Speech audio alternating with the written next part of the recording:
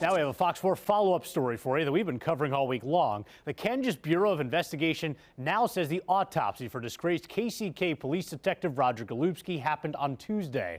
But there still isn't a final ruling on the cause or manner of death from the medical examiner. The 71-year-old didn't show up to court for his federal civil rights trial Monday and was found dead in his home soon after. Agents say they haven't found any evidence of foul play. In the meantime, though, one longtime KCK resident says she raised concerns about the abuse that Golubski was accused of 5 decades ago. But she says nothing was ever done about it back then. Fox 4's Hannah King is live from the Wyandotte County Courthouse. Hannah, you spoke to this resident who said she was the first to bring up concerns about him. That's right. We spoke with longtime resident Maydella Henderson. She's been living here her entire life, and she says she's lived a hard life here, and she claims that it all started with her one and only encounter with Roger Golubski. I didn't get raped and all that, but I'm just saying I was the first one. So you've been in this for 50 years?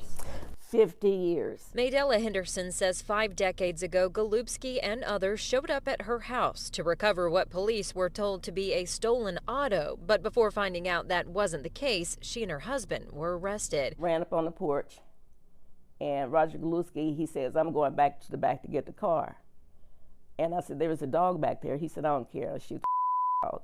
They grabbed me in my collar and had me running out to the back of the police car, handcuffed me, and when I got there, they banged my head on the back of the police car.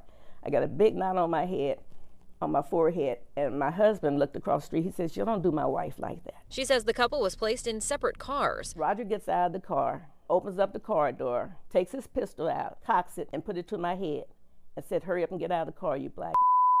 Before being booked, though, she says someone called and said there was actually no auto theft, and Maydella and her husband were then free to go. But because of that, and my injuries and everything, I tried to sue the Kansas City, Kansas Police Department. She says the judge ruled in her favor, but there was no disciplinary action for the officer. My thing is, if they had listened to me in the beginning, because you got a bad cop over here, and he did not act alone.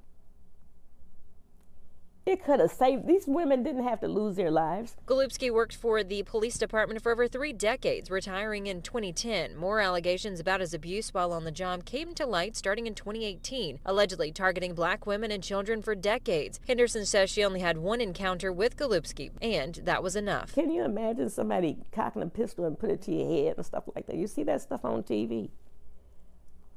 And I've lived it. And that's one thing I can truthfully say, I thank him because he didn't pull that trigger.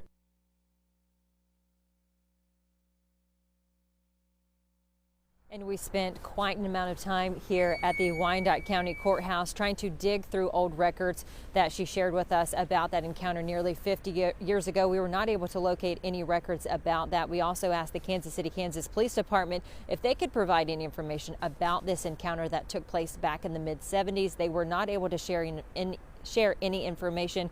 We were also told that they do not house or maintain court records. Back to you, Lauren. Hannah King live in KCK tonight. Thank you.